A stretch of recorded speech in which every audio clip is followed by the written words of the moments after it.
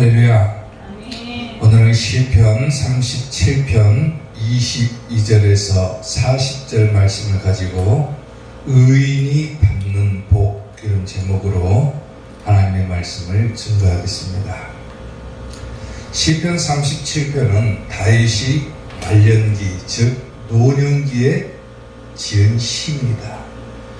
인생을 다 살고 난 다음에 후세의 사람들에게 지혜를 전하고자 지은 시라고 보기도 하고, 또 교훈을 남기기 위해서 지어졌다, 이렇게 보기도 합니다. 특별히 오늘 본문을 통해서 다윗이 중점적으로 강조하고 있는 부분이 뭐냐면은 악인들과 의인에 대한 것들을 대조시키고 있다는 겁니다. 악인들은 자신의 악행에 대해서 하나님의 심판을 받고 끊어져 버릴 것이나, 의인들은 반대로 하나님의 축복을 받는다, 이거를 대조시키고 있다고 하는 거예요. 자, 그러면 오늘 우리가 본문 말씀을 통해서 의인이 받는 복이 무엇인가 라고 하는 겁니다.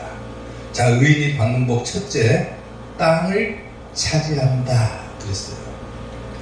오늘 본문 22절 말씀을 보면은 주의 복을 받은 자들은 땅을 차지하고 주의 저주를 받은 자들은 끊어질 것이다 그랬죠.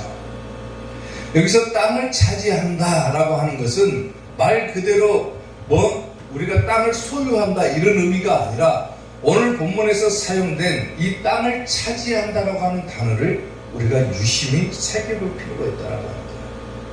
여기서 차지한다라고 하는 단어의 뜻은 뭐냐면은, 물론 점유하다, 가지다 이런 뜻도 있지만은, 특별히 차지한다라고 하는 뜻은 뭐냐면 상속받는다라고 하는 뜻도 가지고 있다라는 거예요. 그래서 땅을 차지한다, 그 말은 뭐냐면은 하나님의 상속자가 된다, 또 천국을 상속받는다, 이런 의미로 오늘 본문에서는 사용되고 있다라고 합니다. 그러니까 의인이 받는 복은 뭐냐면은 하나님의 상속자가 된다. 곧 그 말은 뭐냐면 하나님의 자녀가 된다라고 합니다. 전혀 다른 해석이 나오죠. 땅을 차지한다라고 하는 이 의미가 뭐냐면 하나님의 자녀가 될 것이다라고 합니다. 근데 반대로 대조적인 측면을 보여주고 있으니까, 주의 복을 받은 자, 즉 의인들은 하나님의 자녀가 될 것이지만은 주의 저주를 받은 자들은 끊어져 버린다 그랬어요. 끊어진다. 여기서 끊어진다라고 하는 단어의 뜻은 멸망한다라고 하는 뜻을 가지고 있는 거예요. 그러니까 하나님의 자녀는 천국을 상속으로 받고 하나님의 자녀가 되겠지만은, 그렇지 못한 자, 의인이 되지 못한 자는 결국은 멸망할 것이다 라고 하는 거예요. 아멘. 그렇기 때문에 우리가 하나님의 자녀가 된다, 내가 천국을 상속으로 받는 상속자가 된다, 이것은 우리에게 있어서 굉장히 중요한 부분이라고 하는 거예요. 과연 내가 이 땅에서의 삶을 의인의 삶으로 살아갈 것이냐, 아니면 악인의 삶으로 살아갈 것이냐, 내가 하나님을 믿는 의인이 될 것이냐, 하나님을 믿지 않는 악인이 될 것이냐, 또 하나님께서 하신 모든 일을 준행하는 의인이 될 것이냐, 그렇지 못한 자가 될 것이냐, 내가 이 땅을 살아가면서 하나님만을 바라보고 하나님을 소망하고 살아가는 의인이 될 것이냐, 아니면 그냥 내 뜻대로 내 방식대로 살아버리는 악인이 될 것이냐라고 하는 것이 굉장히 중요하다라고 합니다. 시편 37편 9절, 오늘 본문 말씀에서도 보듯이 진실로 악을 행하는 자들은 뭔다 합니까? 끊어진다, 멸망한다 그랬죠. 진실로 악을 행하는 자들은 반드시 멸망한다, 그 말이에요. 멸망한다. 그러나 여호와를 소망하는 자, 이 땅을 살아가면서 하나님을 믿고 하나님께 소망을 두고 살아가는 자들은 역시 땅을 차지한다, 하나님의 자녀가 된다, 천국을 상속으로 받는다라고 합니다. 아멘. 그렇기 때문에 내가 이 땅을 살아가면서 예수님을 믿고 예수님을 사랑하고 예수님을 소망으로 삼고 살아가는 것이 얼마나 중요한 것이냐. 아멘. 여러분들은 하나님을 사랑합니까? 예수님을 사랑하고 살아갑니까? 이 부분이 굉장히 중요한 부분이다라고 하는 거예요. 고린도전서 16장 22절을 보면은요, 자 보세요. 만일 누구든지 그랬어요.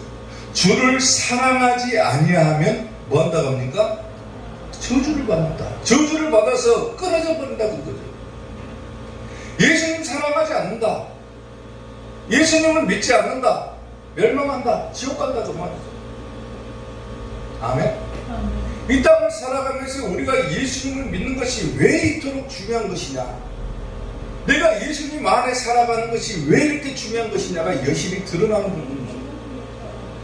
주를 사랑하는 자, 의인의 삶을 살아가는 자, 그들은 곧 하나님의 자녀가 되는 권세를 누리며 살아간다고 합니다.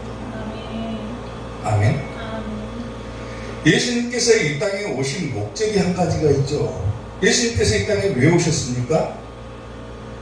예수님께서 오신 목적은 구원을 이루기 위해서 이 땅에 오신 것이죠. 예수님이라고 하는 이름 자체가 구원이라고 하는 뜻도 가지고 있어요. 예수님께서 왜 이 땅에 오셔가지고 십자가에 달려 돌아가셨는가? 왜 예수님께서 이 땅에 오셔야만 했는가? 그것은 곧 우리로 하여금 구원을 받게 하기 위해서 이 땅에 오신 것이다라고 합니다. 즉 종교개혁가인 칼빈이 이런 말을 했어요. 예수님이 하신 일의 모든 목적은 우리를 회복시킴으로써 하나님의 은혜를 통해서 우리를 사람의 자녀에서 하나님의 자녀로 만드는 것이다 그랬어요. 무슨 말인지 이해됩니까? 예수님께서 하신 모든 일의 목적은 사람의 자녀에서 하나님의 자녀로 만들기 위해서 그 일들을 하셨다라고 합니다. 왜 십자가에 달려 돌아가셨는가? 내가 사람의 자녀, 즉 하나님의 자녀가 아닌 삶으로 살아가고 있었는데 우리를 하나님의 자녀로 만들기 위해서 이 땅에 오셨다라고 합니다. 아멘. 지옥 갈 수밖에 없는 지옥의 상속자들이 이제 천국으로 가는 천국의 상속자가 되게끔 하는 것, 그게 구원의 목적이라고 합니다. 그런 의미에서 보면은 우리가 하나님께서 우리에게 주시는 가장 큰 축복의 핵심이 뭐냐면은 바로 구원이라고 합니다. 구원. 또 내가 하나님의 자녀가 되었다라고 하는 것, 이것이 바로 내가 받을 수 있는 가장 큰 축복이라고 합니다. 아멘. 하나님의 자녀가 된다. 그것이야말로 가장 큰 축복이에요. 만약에 하나님의 자녀가 되지 않는다, 그러면 곧 멸망한다라고 합니다. 사랑하는 성도 여러분, 하나님의 자녀가 된다라고 하는 것은 간단합니다. 어떻게 하나님의 자녀가 될 수 있습니까? 누구든지 예수님을 믿기만 하면 하나님의 자녀가 되는 거예요. 아멘. 요한복음 1장 12절에 뭐라고 합니까? 영접하는 자, 곧 그 이름을 믿는 자들에게는 하나님의 자녀가 되는 권세를 주셨다 그러죠. 누구든지 예수님을 믿기만 하면, 이 땅에 오신 예수 그리스도를 믿기만 하면은 내가 하나님의 자녀가 될 수가 있다라고 하는 거예요. 예수님을 믿기만 하면 지옥 갈 수밖에 없는 인생이 천국으로 갈 수 있게 된다라고 하는 거예요. 예수님을 믿기만 하면은 땅을 차지하고 살아가지만은 예수님을 믿지 않는 자들은 끊어져 버린다. 지옥 가버린다고 말이죠. 아멘. 이게 얼마나 중요한 거냐 그거예요. 내가 하나님의 자녀로 살아가고 있다라고 하는 것, 이것이야말로 내가 하나님께 받은 가장 크고 귀한 축복임을 우리가 깨닫고 살아가야 된다라고 합니다. 아멘. 나는 왜 예수님을 믿는데 내 삶이 평탄하지를 않을까? 나는 왜 예수님을 믿고 살아가는데 내 삶에 이렇게 고통이 있을까? 그런 부분들을 생각할 것이 아니라 내가 하나님의 자녀가 되었다라고 하는 것은 이미 내가 뭘 받았다는 겁니까? 천국 갈 수 있는 조건을 허락받았다는 겁니다. 아멘. 그게 가장 큰 축복입니다. 아멘. 내가 하나님의 자녀가 되었다. 이것만큼 큰 축복이 어디가 있습니까? 그 축복을 우리가 깨닫고 살아가면은 우리 인생이 평탄한 거예요. 오히려 평안하게 살아갈 수가 있는 거예요. 모든 근심과 불안과 초조와 또 염려 속에서 우리가 살아가고 있지만은 내가 하나님의 자녀로 살고 있다라고 하는 것, 이거 하나만 깨달아도 내 마음에는 평안이 찾아올 수밖에 없더라고요. 왜? 하나님께서 다 지켜주시고 보호해주시고 내 길을 인도해주시고 내가 어디로 가든지 형통하게 해주실 것이기 때문에 그럴까요? 아멘. 사랑하는 성도 여러분, 의인의 삶을 사는 여러분들이 되시기를 주님의 이름으로 축원합니다. 하나님의 자녀가 되었다는 것에 가장 큰 축복으로 여기시고 또 감사하면서 나아갈 때 오늘 여러분들이 걸어가는 모든 걸음에 하나님께서 동행해 주심을 깨달으시고 하나님의 자녀가 되는 축복을 누리며 살아가기를 예수님의 이름으로 축복합니다. 의인이 받는 복, 두 번째, 자손이 복을 받는다 그랬어요. 오늘 보면 26절 말씀을 보면은 그는 종일토록 은혜를 베풀고 꾸어주니 그의 자손이 복을 받는다 그랬죠. 의인의 삶을 살아간다고 하는 것, 하나님을 믿고 하나님의 뜻대로 살아간다고 하는 것, 여기에 따른 두 번째 축복이 뭐냐면 자손이 복을 받는다고 했어요. 자손. 쉽게 말하면 내 자녀가 복을 받는다는 거예요. 내가 의인의 삶을 살아가는데 내 자녀가 복을 받는 거예요. 아멘. 내가 의인의 삶, 하나님의 뜻대로 살아갔더니 물론 나도 복을 받겠지만은 성경에서는 뭐라고 하냐면 내 자손이 복을 받는다 그랬지. 자손. 내 자녀가 복 받는다.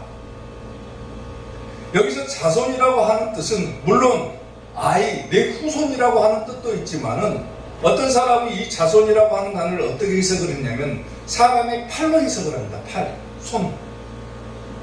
그렇기 때문에 자손이 복을 받는다. 이 팔이 복을 받는다는 거예요. 손으로 하는 모든 일이 다 복되다 그 말이에요. 의인의 삶을 살아갔더니 팔로 해석하면 뭡니까? 내가 손으로 하는 모든 일에 하나님께서 복을 주신다. 그의 자손이 복 받는다. 또 다르게 해석하면 내 자녀가 복을 받는다. 신명기 15장 10절을 보면은 너는 반드시 그에게 줄 것이요 줄 때는 아끼는 마음을 품지 말 것이라. 이로 말미암아 내 하나님 여호와께서 내가 하는 모든 일과 내 손이 닿는 모든 일에 너에게 복을 주신다 그랬죠.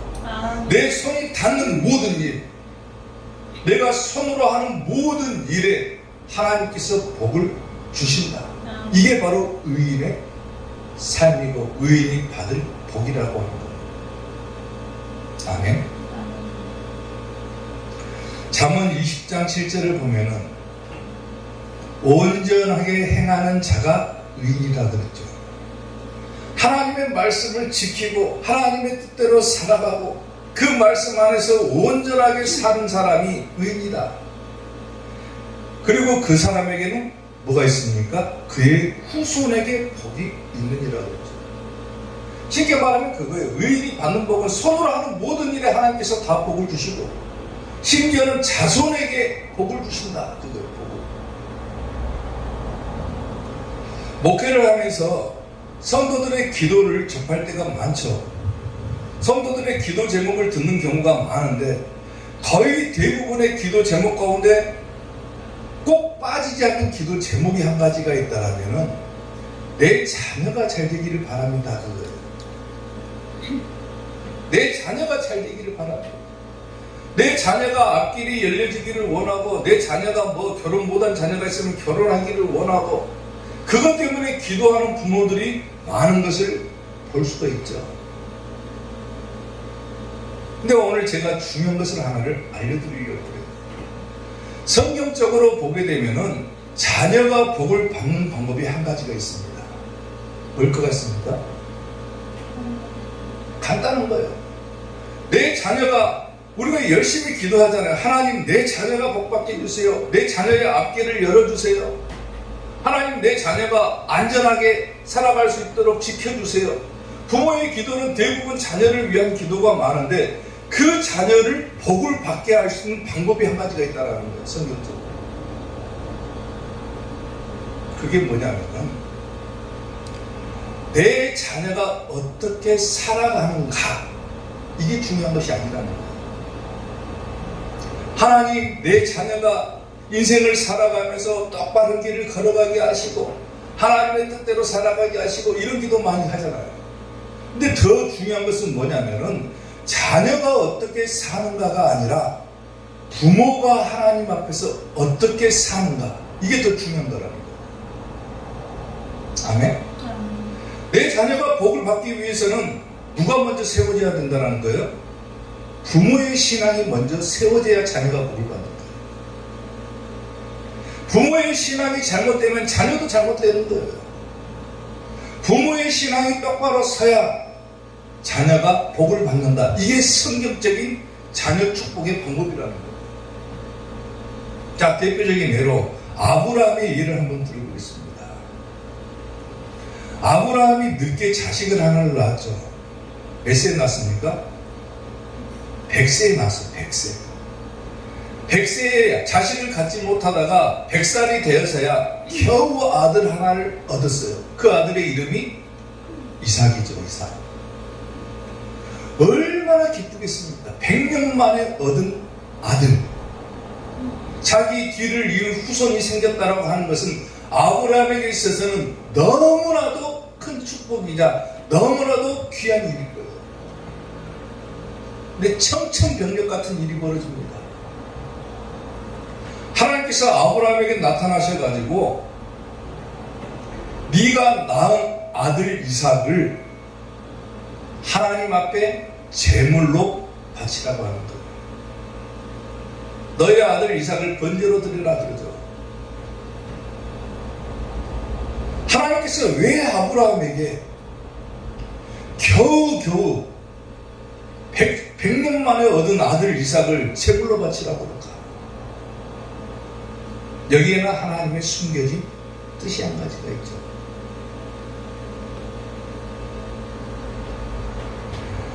(100년) 만에 아들을 한번 얻었다라고 생각을 해보세요. 얼마나 귀한 아들입니까?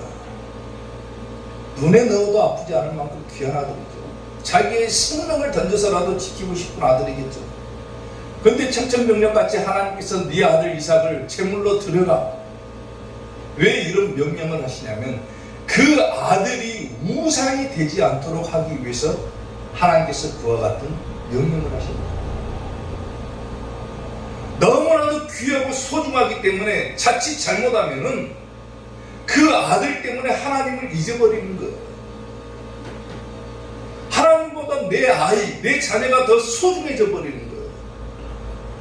그걸 깨닫게 하기 위해서 하나님께서는 아브라함에게 너의 아들 이삭을 제물로 바쳐라. 아브라함은 어떻게 합니까? 순종하죠, 순종.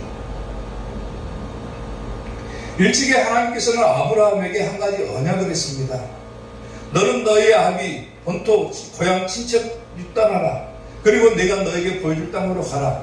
내가 너로 큰 민족을 이루게 하고 너는 복의 근원이 되게끔 해주겠다. 이미 약속을 하셨어요. 그 언약을 이루어 가기 위해서는 반드시 뭐가 필요합니까? 하나님을 신뢰하고 하나님을 소망하는 이 아브라함의 믿음이 필요한데 100년 만에 낳은 아들 때문에 그것을 잊어버리고 살까봐 하나님께서는 너의 가장 소중한 것을 나에게 줘라 그랬어요. 아브라함은 순종합니다. 아들이 우상이 되지 않고 하나님만을 바라보는 자가 되는 거예요. 아브라함이 죽고 아들 이삭이 그 뒤를 잇죠. 그런데 이삭에게도 고난이 찾아옵니다. 창세기 25장을 읽어보면은 이삭에게도 고난이 찾아와요. 근데 어느 날 밤에 하나님께서 이삭의 꿈에 나타나셔가지고 너무나도 중요한 말씀을 한 가지를 합니다. 그게 무슨 말씀이냐면은, 자 보세요. 그 밤에 여호와께서 그에게 나타나 이르시되, 여기서 그는 이삭이죠. 아브라함은 이미 죽은 상태예요. 26장에서. 그 밤에 여호와께서 그에게 나타나 이르시되, 나는 뭐라고 소개합니까? 자신을? 네. 아버지 아브라함의 하나님이다 그래요. 아멘. 아브라함의 하나님이다. 아멘. 그러니까 너는 두려워하지 말라. 여기서 중요한 것이 이 부분이에요. 자 보세요. 내 종 아브라함을 위해서 내가 너와 함께 있어 주겠다. 내 종 아브라함을 위하여 너에게 복을 주겠다. 내 종 아브라함을 위하여 내 자손이 번성하게 하겠다. 결국 누구 때문에 이삭에게 축복해 주신다는 거예요? 아버지 아브라함 때문에 축복해 주신다는 거예요. 아멘. 너의 아버지가 큰 믿음을 나에게 보였고 너를 제물로 바치는 큰 순종을 보였기 때문에 너의 아버지 때문에 내가 너와 함께 있어준다. 너의 아버지 때문에 너에게 복을 준다. 너의 아버지 때문에 네 자손을 번성하게 해주신다. 결국 누구 때문입니까? 부모 때문에 자녀에게 축복해 주신다는 거예요. 아멘. 자녀가 올바르게 살아가는 것도 중요합니다. 근데 더 중요한 것은 부모가 하나님 앞에서 어떻게 사는가, 이게 자녀가 축복을 받는 비결이 된다고 하는 거예요. 아멘? 마찬가지로 창세기 후반부에 가면은 또 야곱의 하나님께서 뭐라고 얘기를 합니까? 나는 내 종 아브라함과 이삭의 하나님이다 그래요. 그렇기 때문에 야곱에게 복을 주시는 거예요. 부모 때문에 자녀에게 복을 준다. 이게 성경적인 축복 방법인 거예요. 아멘? 사랑하는 성도 여러분, 내 자녀가 잘 되기를 원하고 내 자녀가 축복받는 삶을 살기를 원한다면은 내 자녀에게 잘해라, 뭐 열심히 해라 이런 말을 하기보다는 자기 자신이 먼저 해야 되는 거예요. 자기 자신, 부모가 먼저 해야 되는 거예요. 아멘? 반드시 기억하고 살아가야 돼요. 거의 대부분의 성도들이 내 자녀가 잘 되기를 원합니다. 내 자녀의 앞길을 열리기를 원합니다. 뭐 내 자녀가 뭐 축복받는 삶을 살기를 원합니다. 간단하잖아요. 내가 먼저 하면 되는 거예요. 내가 먼저 하나님 앞에서 올바르게 세워지면은 저절로 자녀는 축복을 받게 되어 있다. 이게 성경적인 자녀 축복의 방법입니다. 다시 한번 보세요. 네가 잘나서 내가 축복해 주겠다가 아니라 하나님께서는 나는 너의 아버지의 하나님이다. 너의 아버지의 하나님이고 너의 아버지 때문에 내가 너와 함께 있어 주겠고 너의 아버지 때문에 너에게 복을 주고 너의 아버지 때문에 이 자손이 번성하게 해주겠다. 그렇게 말씀하시잖아.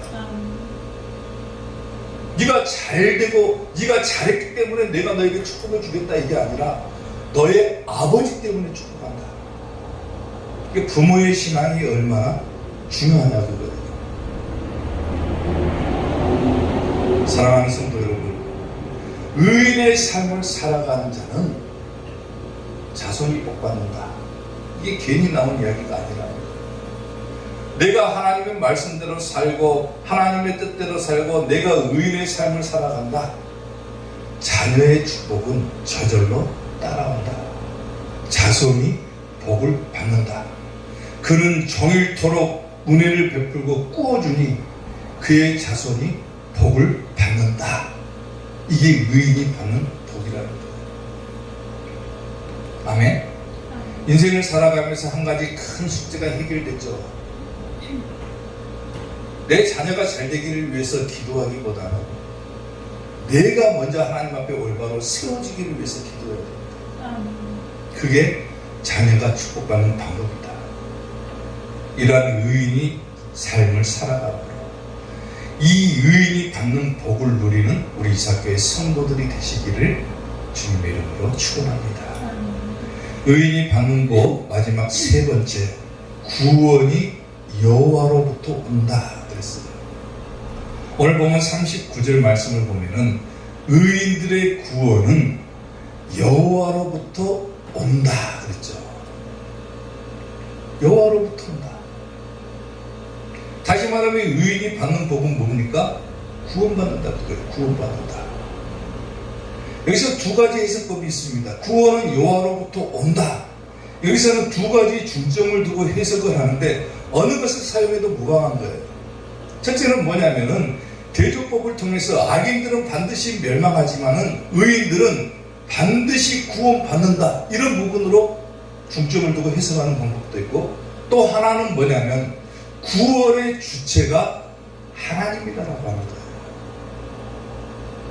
원문을 보게 되면, 성경 원문을 보게 되면 의인들의 구원은, 그리고 그 다음에 여호와 앞에 뭐가 붙냐면 히브리어로 전치사의 메라고 하는 단어가 붙어요. 메라고 하는 단어가 붙는데, 다시 말하면 이 메라고 하는 단어는 뭐냐면 출처나 근원을 나타내는 전치사거든요. 이게 쉽게 말하면은 구원의 출처, 구원의 근원은 어디서부터 시작되느냐? 하나님부터 시작된다. 아멘. 내가 잘나서 구원받는 게 아니라는 거예요.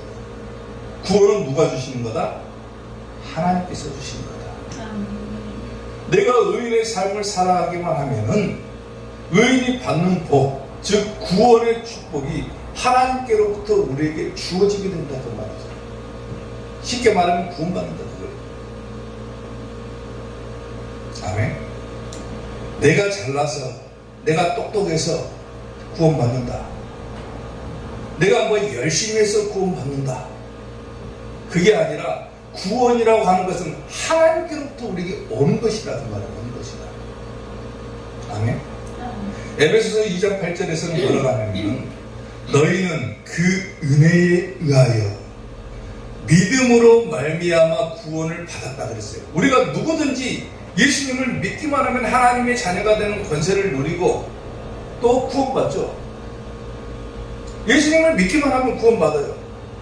근데 구원을 받았는데 이것은 너희에게서 난 것이 아니라 뭐라고 합니까? 하나님의 선물이라고 했어요. 선물이 뭡니까? 그냥 주는 거죠. 그냥 주는 거. 누구든지 예수님을 믿기만 하면은 구원이라고 하는 선물을 하나님께서 우리에게 주신다 그랬어요. 아멘. 요나서 2장 9절을 보게 되면 내가 감사하는 목소리로 주께 제사를 드리며 나의 소원을 주께 갚겠나이다. 구원은 누구에게 속했다? 여호와께 속하였나이다. 구원은 하나님께 있는 거예요. 구원은 하나님께. 누구든지 구원받고자, 누구든지 천국 가고자 한다라면은 예수님 믿기만 하면 천국 가는 거예요. 아멘. 누구든지 믿기만 하면은 그 은혜에 인하여 믿음으로 말미암아 구원을 받았으니 이것이 내가 잘나서 된 것이 아니라 하나님께서 나에게 주시는 선물과 같은 것이다. 나는 그냥 믿기만 했을 뿐인데, 나는 예수님을 영접하기만 했을 뿐인데 하나님께서는 구원이라고 하는 커다란 선물을 우리에게 허락해 주신다는 겁니다. 신앙생활을 하다 보면은 물론 꾸준하게 열심히 하는 성도들도 있겠지만 거의 대부분의 성도들은 항상 신앙에 굴곡이 생깁니다. 굴곡이.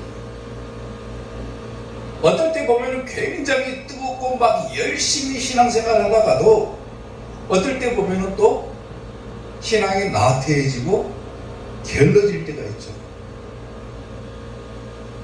그때 꼭 잘못된 생각을 하나를 하게 되는데 그게 뭐냐면 내가 신앙이 나태해지고 게을러졌을 때 꼭 못된 생각을 한 가지를 해요. 그게 뭐냐면은 내가 과연 이 상태로 구원을 받을 수가 있을까? 이단들이 여기를 자극하죠. 당신 지금 구원받을 수 있겠습니까? 지금 그 상태로 여러분들 구원받을 수 있겠습니까? 이걸 자극시켜요.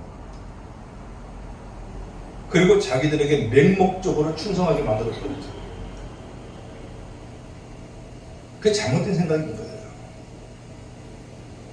신앙생활이 게을러지고 나태하면 항상 내가 과연 구원받을 수 있을까? 근데 여러분, 한 가지를 한번 생각을 해보세요. 만약에 하나님께서 사람들에게 구원의 근거를 찾는다. 내가 왜 너를 구원시켜줘야 되느냐? 하나님께서. 내가 너의 무엇을 보고 구원시켜줘야 되느냐? 하나님께서 우리에게 이런 구원의 근거를 찾으신다라고 하면은 구원받을 수 있는 자가 있을까요? 없을까요? 없습니다. 한 사람도 없어요. 처음부터 끝까지 태어나면서부터 죽을 때까지 끝까지 하나님을 잘 믿고 끝까지 열심히 하는 사람이 과연 있겠냐 그거예요. 한순간이라도 하나님께 마음을 하나님보다 다른 것에 마음을 빼앗기지 않고 살아가는 사람이 어디가 있겠습니까? 누구나 사람은 시험을 당하기도 하고 또 그 시험을 당해가지고 넘어지기도 하고 때로는 신앙이 게을러지고 나태해지기도 해요.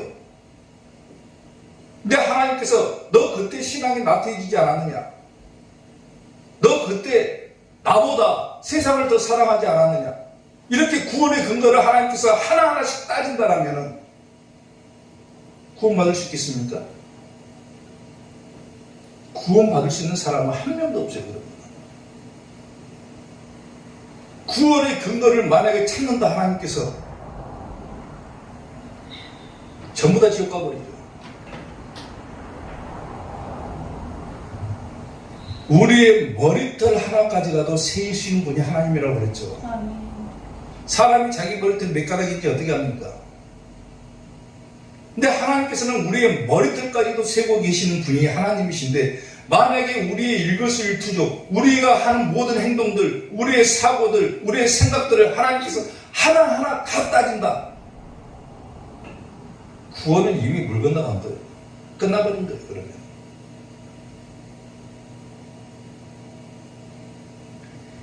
그럼에도 불구하고 내가 구원받았다라고 자랑할 수가 있고 내가 구원받는다라고 기뻐하고 확신할 수 있는 근거는 뭐냐면은 하나님께서는 무조건적인 은혜와 사랑을 우리에게 베풀어 주시기 때문에 그런 거예요. 그 은혜와 사랑 때문에 내가 구원을 받을 수가 있는 것이지 내가 하는 행동으로 구원받는다? 불가능한 거예요. 내가 열심히 했기 때문에 구원받습니다. 전에는 뭐 내 삶이 어떻고 그랬는데 지금은 내가 열심히 살고 하나님 말씀도 잘 읽고 하나님의 뜻대로 살려고 하니까 나는 반드시 구원받는 게 이게 아니라는 거예요. 하나님께서 만약에 구원의 근거를 따지면 구원 못 받아요. 그럼에도 불구하고 하나님께서는 은혜와 또 사랑으로 우리에게 베풀어 주시기 때문에 우리에게 구원이라고 하는 큰 선물을 허락해 주시기 때문에 우리가 구원받는 것이지 내가 잘나서 받는 구원은 한 명도 없다는 거예요. 아멘. 아멘. 내가 하나님의 자녀가 되기로 작정한 그 순간부터 영접한 자, 곧 그 이름을 믿는 자들에게는 하나님의 자녀가 되는 권세를 주셨다고 했어요. 아멘. 내가 예수님을 믿기로 작정한 그 순간에 나는 뭐가 된 것입니까? 하나님의 자녀가 된 거예요. 자녀가 조금 잘못했다고 너 지옥 보내버린다 그러면 됩니까? 부모가? 살아가면서 내 자녀로 살아가는데 내 자녀가 물론 이쁠 수도 있겠지만은 혹여나 잘못할 때는 어떻게 보면 미운 생각도 들겠죠. 왜 저렇게 할까? 내 자녀가 잘못할 때마다 에이 쟤는 안 돼. 그리고 내 자녀가 안 되겠고 호적에서 파버려야 되겠다. 그런 사람이 있습니까? 없죠.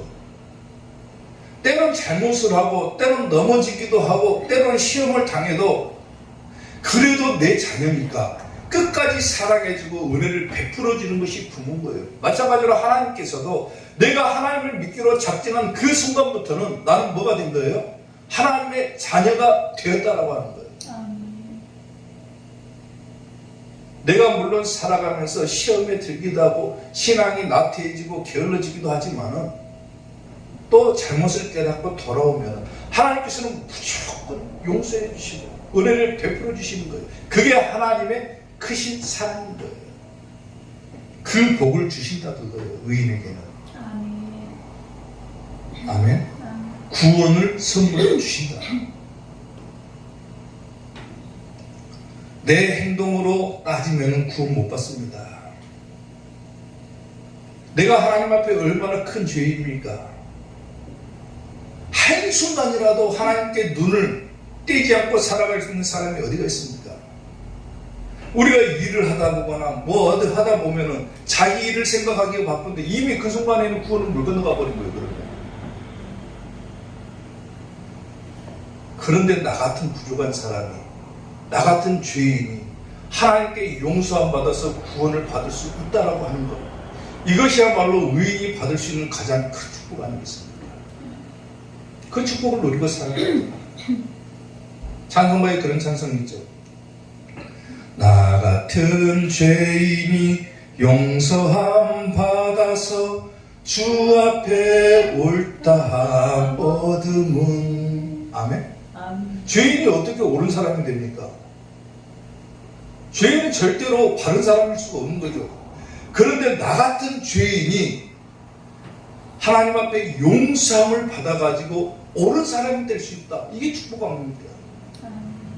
나 같은 죄인이 용서함 받아서 주 앞에 옳다 얻음은 확실히 믿기는 어린 양 예수님 그 피로 속죄함 얻었네.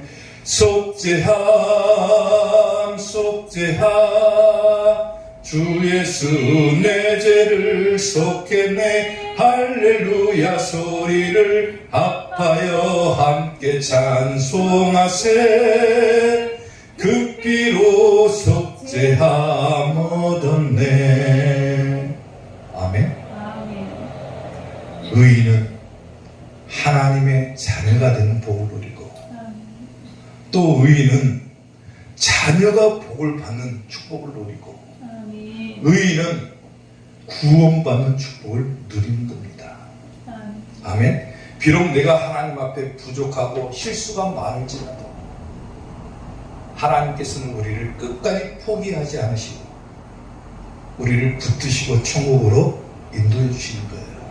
그러한 은혜와 사랑을 깨닫고 날마다 감사하면서 의인이 받을 수 있는 모든 복을 받아서 누릴 수 있는 우리 이삭교회 성도들이 될 수 있기를 주님의 이름으로 축원합니다. 기도하겠습니다.